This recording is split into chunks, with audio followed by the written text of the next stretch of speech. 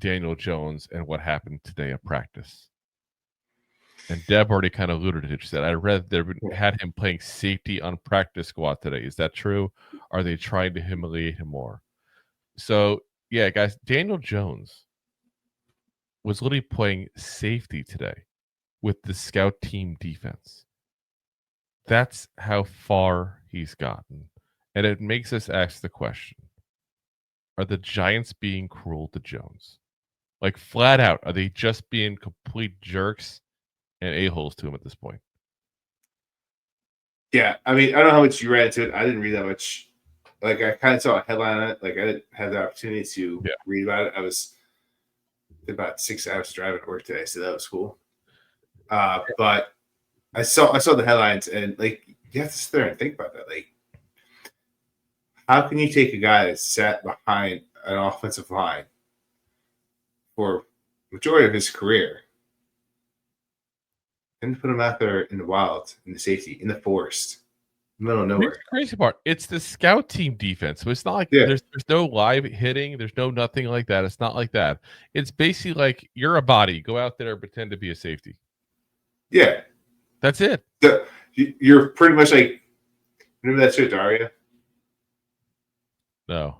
I know of it. I've never watched it. I watched like 2 episodes, but it's been off abuse. But it's that girl that didn't do anything. Like, volleyball's come by her. She goes, and misses it. That's pretty much what he's doing out there. Yeah, it's just the whole thing is crazy. And I'm telling you guys right now, we had the conversation earlier this week about what to do with Joe Shane. We've talked about Joe Shane potentially losing the locker room. Guys, I'll tell you this, he's losing me. Yeah. He's absolutely losing me because this is a dick move. And this is something that Joe Shane, when this move happened, if you didn't plan on letting him even practice, which is clear what they're doing, and I get why. I 100% got it. They're not wrong for not letting this guy practice. Let me be very sure on that. Then you send him home. You send him home and say, listen, we appreciate everything you've done. Here's your guaranteed money. Here's your guaranteed money. We're not going to take the risk with this injury clause. Go on home. Prepare for next season. We honestly do hope the best for you and things turn around, because I do think that the people in the Giants organization don't hate on him either, because he's that guy. But to do this to this guy who is, again, not a great quarterback by any stretch of the imagination, not even a good quarterback, but the guy has been an absolute class act, a great guy, never once complained with all the BS he dealt with, all the BS. How many coordinators? How many offensive linemen? How many years did he not have any receivers? Basically, how many years did he deal with all this BS?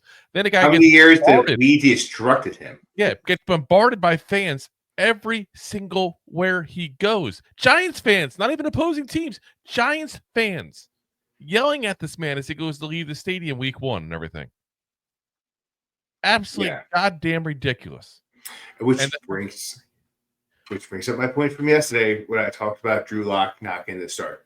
Yeah, that's and you know what? As you said that, I was about to put this comment up from Beav here saying, don't expect any good free agents to come here, because after this, there's nobody going to want to come here, and I don't blame them. And I've been a fan for 56 years. This is pitiful what's going on, and apparently the owner is allowing it. That's sad. Yeah, honestly, guys, the way this team is handling this is what I expected the Jets, the Browns, those kind of teams. Yeah.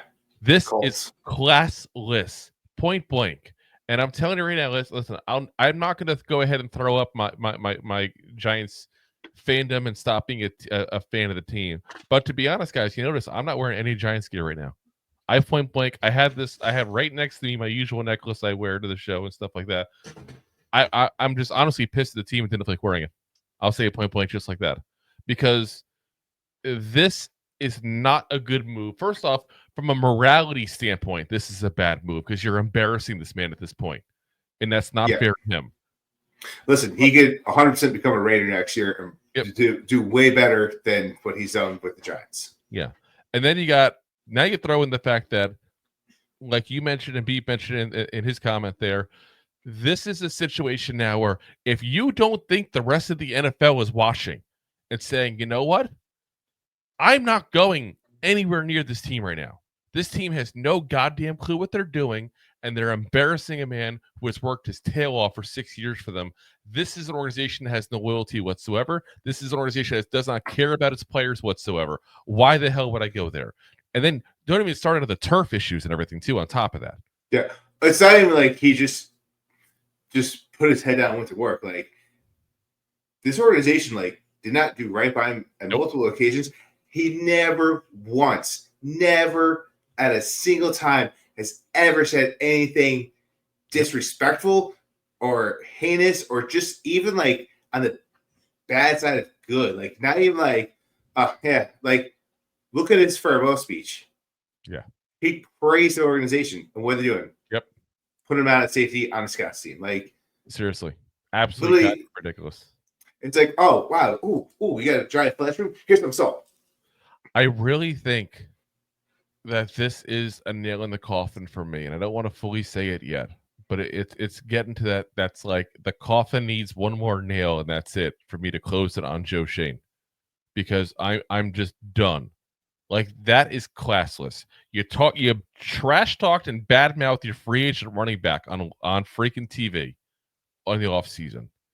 And now you put your quarterback for the last 6 years through just a ring of embarrassments now. When you could have set it up correctly, because, guys, we talked about this in the show. Like, Paul Dottino on his show, when he and I were talking, his show said point blank, this is going to happen on the bye week. He said that point blank. You know, and he didn't give any sources or anything. And but when guys in the media say that, that means they know something. They don't go out and say things point blank what's going to happen unless they know something. They may not have been allowed to say what they know, but they know something. He knew it. If he knew it, that means this was already discussed inside the building, and this was the plan. And if this was the plan, you should already had it prearranged with his people saying, listen, at the end of the bye week, we may be benching DJ. And if that's the case, we want to do this in a humane way to him, out of respect for everything this man has put through for this Giants organization for the last 6 years. How can we make this happen? What do you guys want on your side? That would have been the right way of doing it. And you know what? They made a classy move last year where they traded Leonard Williams, and they talked to him beforehand, asked him where he wanted to go, made sure he was okay with everything before it happened. Yeah. That was the classy move. They're just throwing poop on Daniel Jones' face right now. It's goddamn ridiculous. 100%. Like, yes. Who would you rather have in your team, Leonard Williams or Daniel Jones? Like, I think we all know the answer. But at the same time, like, you have to treat all these players, especially the guys that have been the face of your franchise. Yeah. Like, you need to treat them all the same, no matter like how bad or good they've played on the field. Like you said, this is a classless move. Like, this is like, obviously, like, I made a point yesterday about how I thought it was classless that Drew Lock didn't even get an attempt. Like, he came out. I didn't even say classless. I just said, like, it's a bad look. That you tell this guy, hey, something happens to DJ, like, he doesn't play, you play, here's your opportunity to restart your career. Yep. Gets that opportunity comes around, and oh, by the way, you're still on the bench. We're taking the third string behind you. We're putting him in. Like, granted, I agree.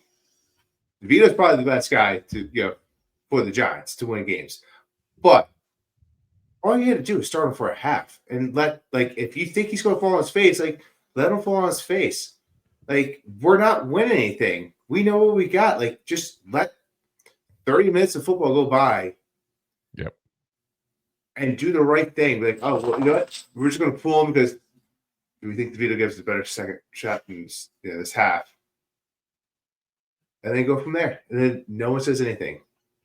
Yeah, this whole thing's been handled so horrendous, it's not even funny. And I got to clarify something, because Derek Jones there, what's up, and says he needs to ask to be released so that there's an injury to a QB, he might be signed. Unfortunately, Derek, that's not even an option for him, because of the way this contract works. They can't cut him till the end of the year. So unless Daniel Jones and his people agree to restructure and redo this deal, that's what's going to happen. And if you're the Giants, you're not going to do that kind of move to that degree to help them out no matter what. And if you're Daniel Jones, you're not going to help this team out whatsoever and give them money back when you know this may be your only payday, your only legit payday you ever get. You'd have to give up millions of dollars to get that to happen. I'm not doing that if I'm him. He's not doing that, I guarantee it. So, like I said, it's absolutely ridiculous, guys. It really is. And this is so classless, it's not even funny. And, we talked about this in the program of the day. I'm going to start calling for it, I think, at this point. Fire Shane, fire Daboll, and let's bring in Mike Vrabel. Let's bring in Bill Belichick, not as a coach, but as a guy helping out in the front office. And let's get this franchise back to what we were. And stop being a goddamn clown show in the NFL. Because this is just pathetic. I'm not going to disagree, but I'm not quite at that point yet. Well, my whole thing is we talked about this. You're not going to keep Daboll and get rid of Shane. I don't think that's not a good possibility. No. But if this is the way this organization wants to keep on acting, and we've had how many issues with this? We've had Wink Martindale and the whole issue there because instead of just having the balls to tell him, we don't want you around anymore, they went ahead and just fired his friend and then waited for him to throw a hissy fit because they knew it was going to happen.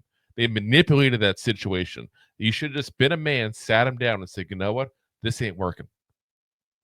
How can we mutually part ways? Then you got Mike Kafka. He gets to call the plays. He doesn't get to call the plays. He gets to call the plays. He doesn't get to call the plays. Then you let him shop around other jobs. Then you don't let him take the job when he gets offered a job. There's a lot of classless things going on. And it's getting to the point where, you know what? I'm going to say it this way, guys. You didn't have these things happening even with Dave Gettleman. As bad as Dave Gettleman was. And there was a lot of classless things he did with the Giants checkbook. Don't get me wrong. I'm not suggesting he should be the GM of the Giants again. But he didn't even have these kind of scenarios. Now, he may have said some stupid things, and he may have looked like way out of touch with reality as far as the digital age and that kind of stuff. But he did not have these things happen. If that's bad when I can put anything in the pro column in Dave Gettleman's side when I'm talking about a current GM. That's bad. Too many issues. Way too many issues. And I'm done. I'm done. As your dad said, it's like watching the Giants before Parcells.